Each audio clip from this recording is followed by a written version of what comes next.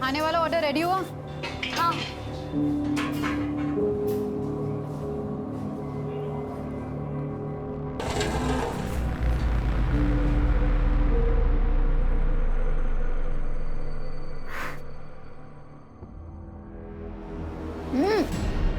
तूने फिर अपनी अकल लगाई? ये क्या भर भर के दालचीनी डाल दी है इसमें? ठीक तो बना है, मैंने खुद भी टेस्ट किया है। तेरी जुबान को ना जायके का इल्म है ना बोलने का, और अगर सुनने की आदत नहीं है तो अपना बोरिया बिस्तर बांध और गांव चला जा। थोड़ा केवड़े का डालेंगे तो दालचीनी की हीट कम हो जाएगी। अच्छा, इतना ही पता था तो तू क्या कर रही थी यहाँ खड़े खड़े?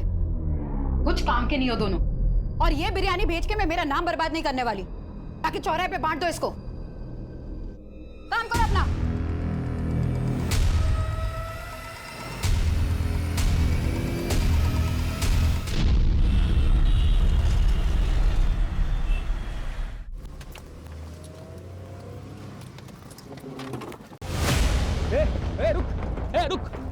रुक इधर आ।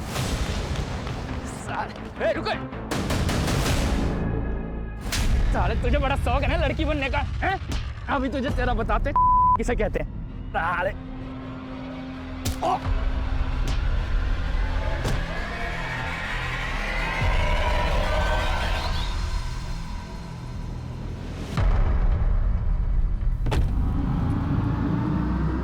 रुको, पकड़ो पकड़ो।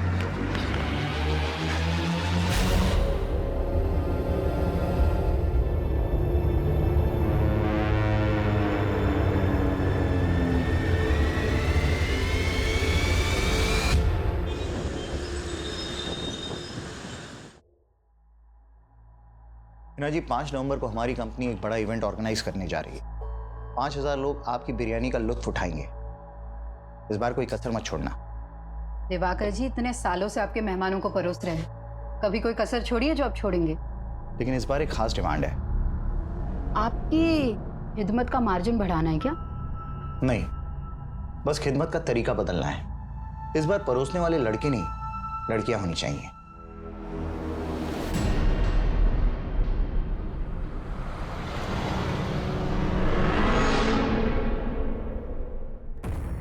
माफ कीजिएगा दिवाकर जी, मैं आपकी डिमांड पूरी नहीं कर सकती।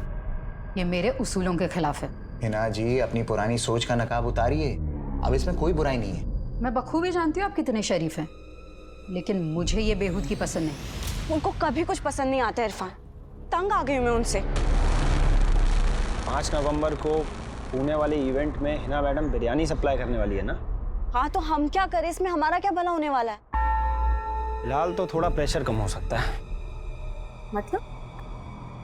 मतलब ये कि 5 नवंबर को मैं तुम्हें एक स्पेशल तोहफा देने वाला हूँ।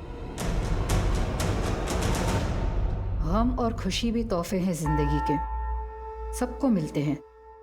पर कुछ तोहफे ऐसे होते हैं जिन्हें अनरैप करने की हिम्मत नहीं होती हम में। लेकिन अब मैं ये हिम्मत करना चाहती हूँ। मैं वो नकाब अब उतार देना चाहती हूँ। दुनिया को दिखा देना चाहती हूँ कि मैं भी पत्थर नहीं हूँ।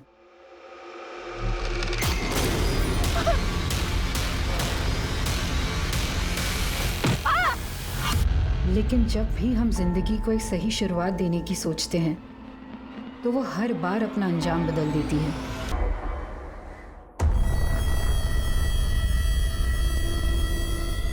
उस्मान, गेट खोल। उस्मान, एक मिनट बोल रहा। कौन है? कहाँ तेरा भाई?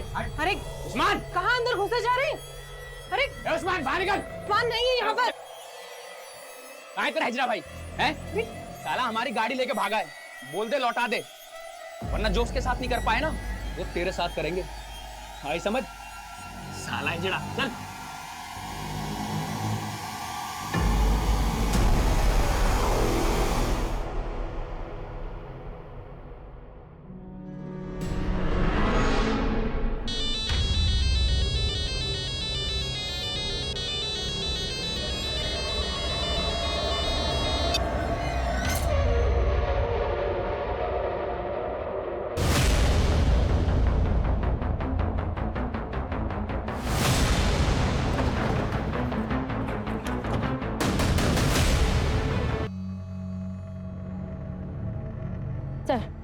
इसके पास फोन, पर्स, आईडी कुछ भी नहीं है। बॉडी को जिस तरह यहाँ बोरी में डालकर डंप किया गया, कातिल ने इसकी शिनाख्त का कोई क्लू नहीं छोड़ा होगा।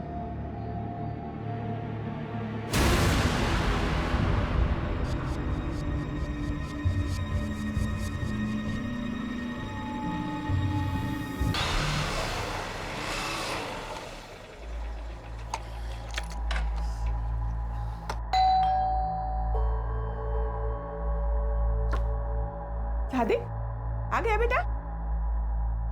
सादिक, ये चोट कैसे लगी तुझे? बाइक फिसल गई थी अम्मी। अरे तो डॉक्टर को दिखा के आता था। उसकी जरूरत नहीं थी, कर लूंगा। कहाँ गया था तू? कल सुबह से घर से निकला था और अब लौट रहा है। क्यों मरा जा रहा है उस लड़की के लिए?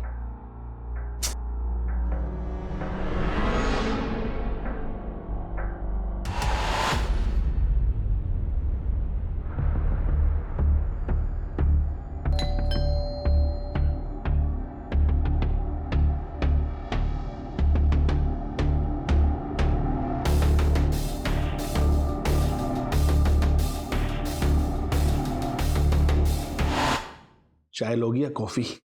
नहीं, मुझे कहीं और भी जाना है। लेकिन अगले 90 मिनट तक तो तुम सिर्फ मेरी हो। जी, कौन सा मसाज लेंगे? Deep tissue. तो चले शुरू करें।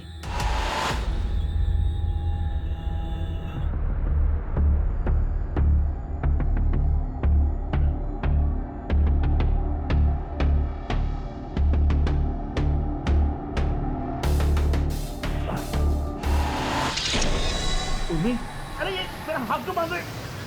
अरे मैंने ही बुलाया अंदर को। जाओ।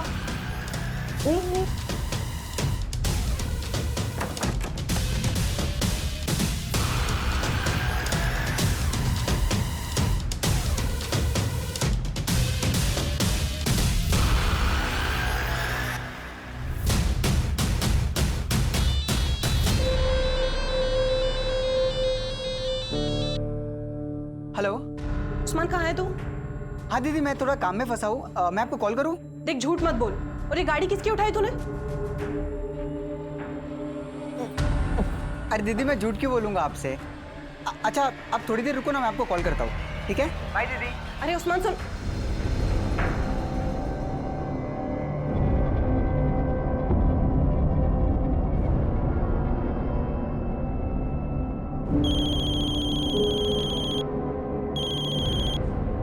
हेलो जी, रोशनी बोल रही हूँ। आप कौन? क्या लाश मिली?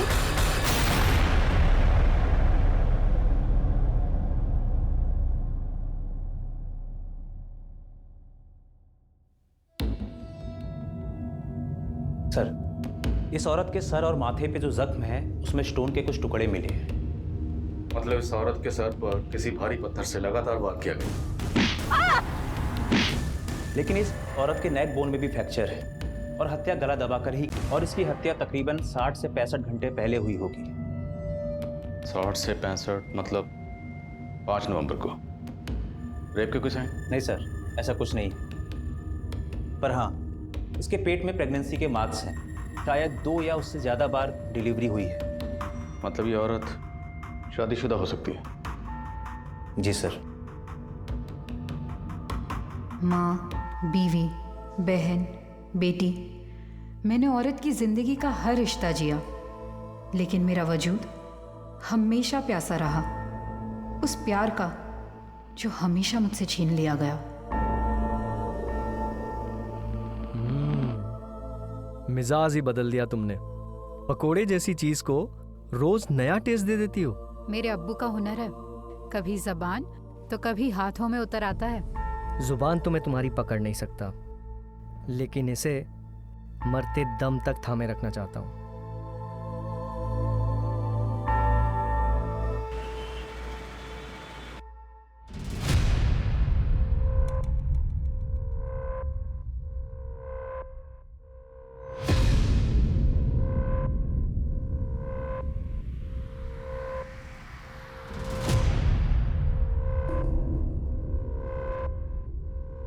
ये नहीं, ये वो नहीं।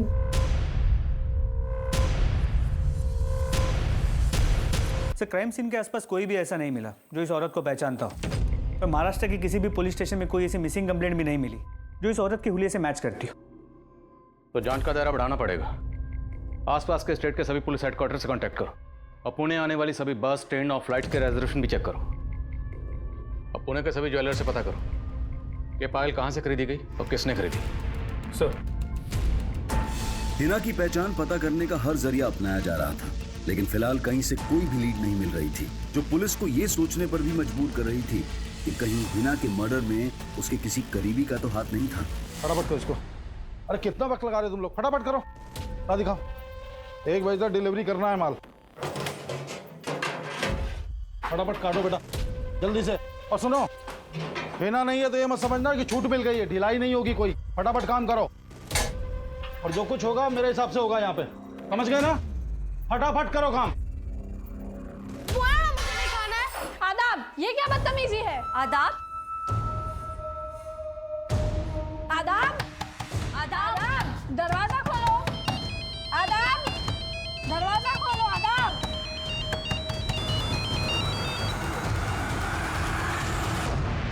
इरफान, मैंने बोला था ना मुझे फोन मत करना। हाँ, तो मुझे अवॉइड करने से तुम्हारी तकलीफ कम हो जाएगी क्या आना? तो तुमसे मिलकर कौन सी तकलीफ कम हो जाएगी मेरी? यार, तकलीफ में सिर्फ तुम ही नहीं हो ना, मेरी भी तो प्रॉब्लम समझो। प्लीज एक बार मिल लो। ठीक है, बताती हूँ। किससे बातें कर रही थी? आप क्यों ताका झाकी करती हैं?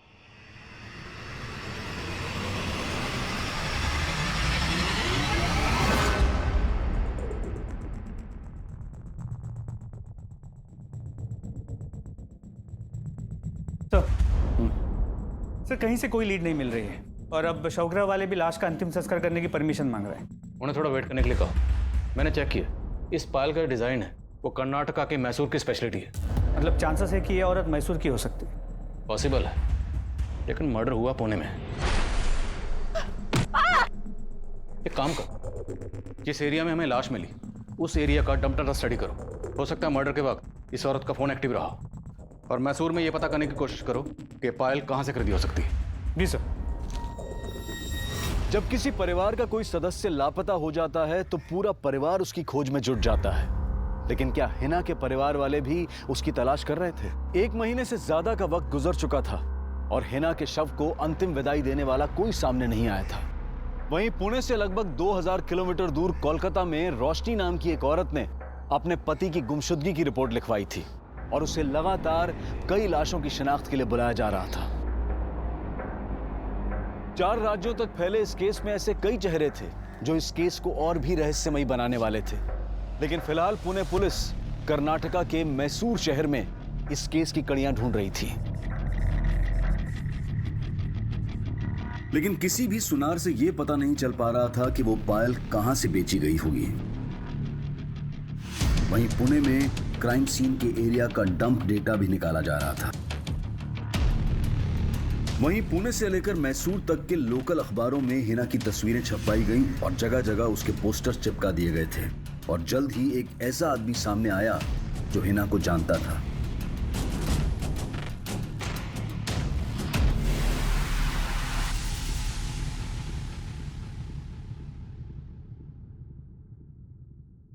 हिना शेख नाम था इस औरत का? जी साहब, ये मेरी दूर की भाभी लगती हैं। ये हिना शेख यहीं मैसूर में रहती थी? नहीं साहब, इनके शौहर का यहाँ मैसूर में आना जाना लगा रहता था, लेकिन ये दोनों मियाँ बीवी मुंबई के मलाड इलाके में रहते थे। शौहर का नाम क्या है? जलाल शेख, लेकिन काफ़ी सालों पहले जलाल भाई का इंतकाल हो गया था। शौहर का इंतकाल हो गया तो ये हिना शेख मुंबई में कहाँ रहती थी? मलाड में ही। जलाल भाई के इंतकाल के बाद उन्होंने काफ़ी तंगी में दिन काटे। फिर 5 साल पहले इन्होंने अपने अब्बू का बंद पड़ा बिरयानी सप्लाई का बिजनेस फिर से शुरू कर लिया। उस दौरान उन्होंने मुझे भी अपनी मदद के लिए मुंबई बुलाया था। अभी आपका काम तो चल पड़ा, इस बार पिछले महीने से भी ज़्यादा प्रॉफिट हुआ है। अच्छा, इसमें आपकी भी मेहनत है। ये लीजिए आपका हिस्सा। अरे भाभी, ये तो बहुत ज़्यादा है। बहुत ज़्यादा नहीं है, रख लीजिए मुश्ताक भाई। लेकिन साहब 2 साल पहले मैं वापस मैसूर आ गया। काफ़ी वक्त से उनके कांटेक्ट में नहीं था, लेकिन यहाँ उनके बारे में पता चला तो सुनकर बहुत धक्का लगा। लेकिन हिना का मुंबई में कोई और रिश्तेदार तो होगा? जी साहब, हिना भाभी की एक बेटी और एक बेटा भी है, आहना और आदाब। एज? बेटी की उम्र 15-16 साल और बेटे की 10-11 साल होगी। इन 2 बच्चों के अलावा और कोई रिश्तेदार है साहब? हिना भाभी की सास भी है, आतिया शेख, और उनका देवर सादिक शेख। वो दोनों बोरीवली में कहीं रहते हैं। और हाँ, उनका एक बड़ा भाई भी है, अनवर बेग। वो अपनी बीवी जरीना के साथ अंधेरी में ही कहीं रहता है। हिना शेख का कत्ल हुए तकरीबन 1 महीना हो गया, लेकिन किसी भी रिश्तेदार ने खबर क्यों नहीं ली? साहब मैं उनके कांटेक्ट में नहीं हूँ। मैंने हिना भाभी का पोस्टर देखा तो सीधा आपके पास चला आया।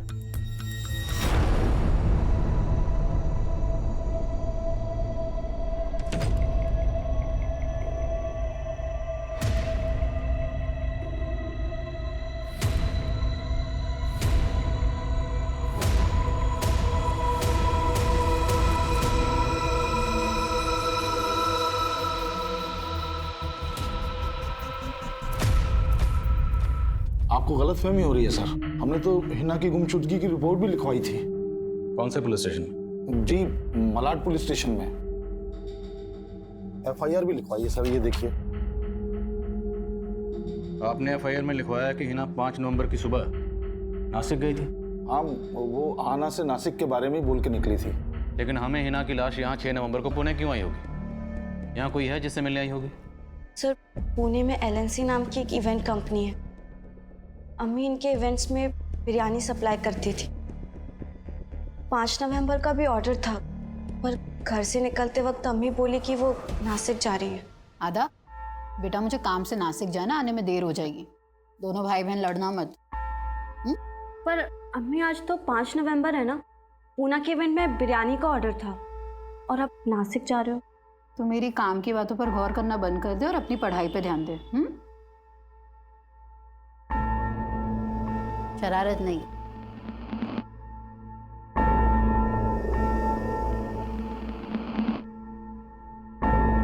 अम्मी, मुझे हग नहीं करोगे?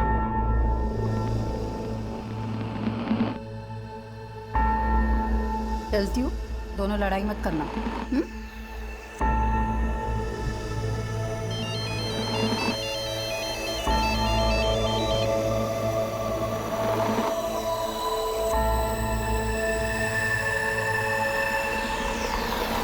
हाँ ना, तुम्हारी अम्मी का किसी के साथ कोई झगड़ा, कोई दुश्मनी?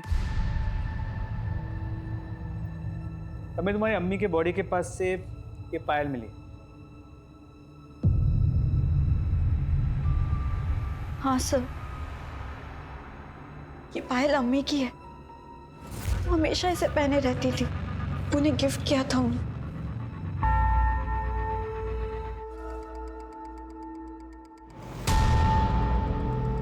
सर, क्या मैं ये पायल ले जा सकती हूँ?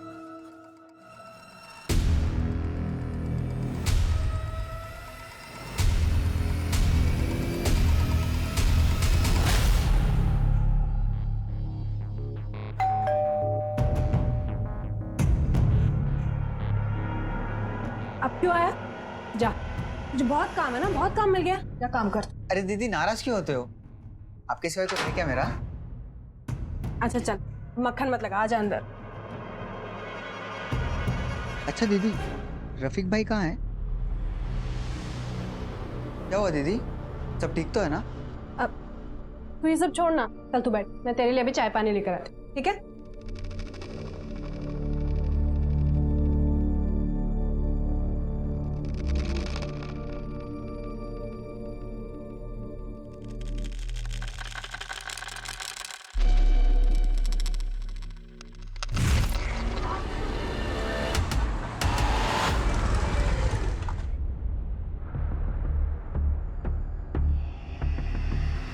उस्मान रुक! उस्मान!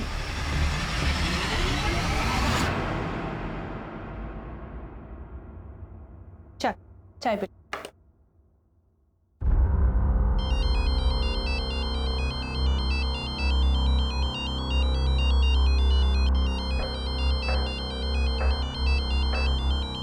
चाय पी, मैं आती हूँ। हेलो, हाँ जी बोलिए। बंका? जी नहीं, मैं किसी बंका को नहीं जानती इंस्पेक्टर साहब।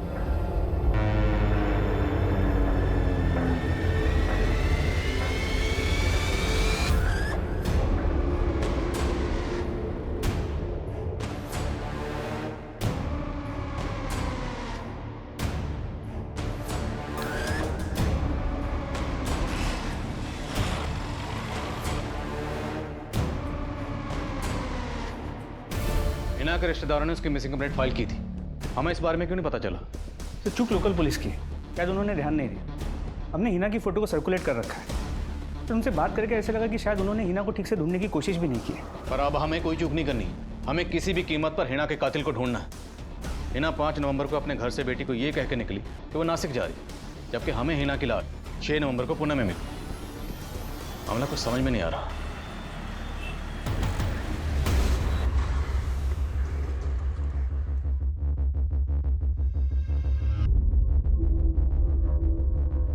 हाँ सर, हमने हिना को 5 नवंबर के इवेंट का ऑर्डर दिया था, लेकिन वो हमारे टर्म्स के मुताबिक काम करने के लिए तैयार नहीं थी, इसलिए हमने ऑर्डर कैंसिल कर दिया।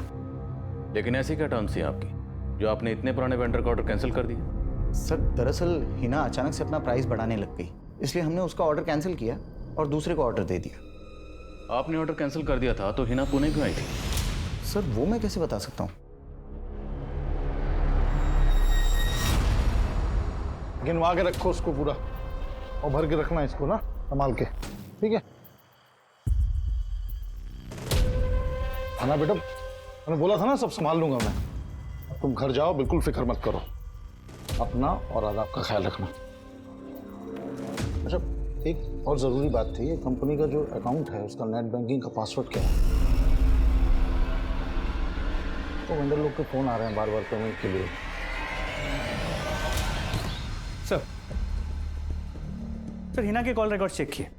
5 नवंबर की सुबह उसने 2 बार दिवाकर को फ़ोन किया था और उसके बाद उसका फ़ोन मुंबई से पुणे की तरफ ट्रैवल हुआ और 5 नवंबर के शाम 5 बजे उसका फ़ोन पुणे में स्विच ऑफ हुआ। यानी उसी दौरान जब उसका कत्ल हुआ। तो मैंने इस दिवाकर की फील्डिंग लगा दी।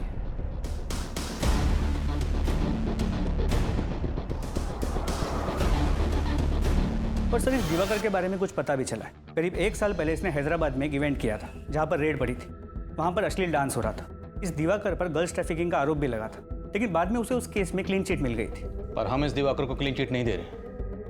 हिना की बेटी का कहना है कि हिना घर से ये कह के निकली कि वो नासिक जा रही है, जबकि हिना का फोन नासिक नहीं बल्कि पुणे की तरफ ट्रैवल कर रहा था।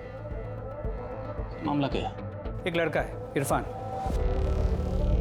हिना के यहाँ पर शेफ का काम करता था। हिना के मर्डर के 3 दिन पहले हिना ने उसे काम से निकाल दिया और ये इरफान हिना की बेटी अहाना के साथ फ़ोन पे रेगुलर टच में है। सर, जिस जगह हिना का मर्डर हुआ था हमने उस एरिया का डम डेटा स्टडी किया और सर उस डम डेटा के अकॉर्डिंग हिना के 2 नंबर शो हो रहे थे और अहाना ने हमें उसका एक ही नंबर दिया है।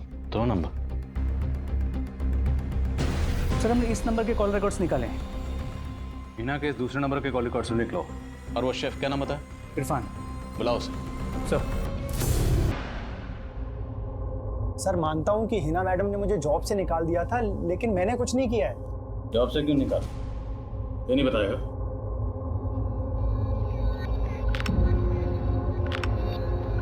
कैसी लग रही हूँ? बहुत खूबसूरत लग रही हो। पर अम्मी के रहते ना ऐसे कपड़े नहीं पहन सकती मैं। लेकिन फिलहाल मेरे लिए तो पहन सकती हो ना। वैसे लगता है अम्मी।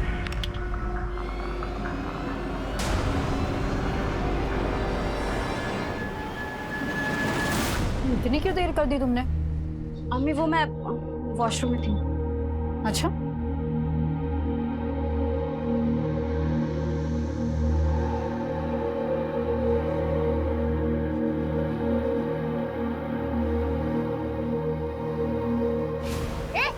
रुक। इरफान,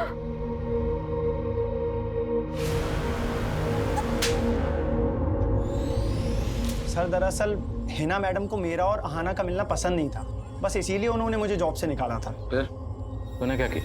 सर सच में इरफान ने कुछ नहीं किया। फिर तुमने हमसे झूठ क्यों बोला? तुम्हारी अम्मी नासिक गई थी, जबकि 5 नवंबर को तुम्हारी अम्मी पुणे में थी। सर अम्मी मुझे नासिक का ही बोल के गई थी। बेटा मुझे काम से नासिक जाना, आने में देर हो जाएगी। तुम्हारी अम्मी के पास ये एक और नंबर था जो हमने ढूंढ के निकाला। ये नंबर तुमने हमें क्यों नहीं दिया? अम्मी एक ही नंबर यूज़ करती थी सर, इस नंबर के बारे में मुझे नहीं पता है। अहाना के अलावा हिना का भाई अनवर, भाभी जरीना, ड्राइवर सादिक और सास आतिया, कोई भी हिना के इस दूसरे नंबर के बारे में नहीं जानते थे। सवाल यह है कि हिना अपने इस दूसरे नंबर के बारे में अपने घर वालों से सीक्रेट क्यों रखेगी? कहीं घर वालों में से कोई कुछ छुपा तो नहीं रखा? सर अहाना को देख के लगता तो है कि वो कुछ तो छुपा रही, और वो इरफान, वो भी कुछ ठीक नहीं लग रहा। नजर रखो दोनों पर और हिना के बाकी रिलेटिव्स के बारे में पता करो। सर हिना के दूसरे नंबर के कॉल रिकॉर्ड्स चेक किए। उसके उस नंबर पर सिर्फ एक ही नंबर से कॉल्स आती थी और उसी नंबर पे कॉल्स की जाती थी। सिर्फ एक नंबर? जी सर, और वो नंबर किसी रोशनी मिर्ज़ा के नाम पर उसके कोलकाता के एड्रेस पर रजिस्टर्ड है। सर ये है रोशनी मिर्ज़ा, और अब इसका वो नंबर भी बंद आ रहा है।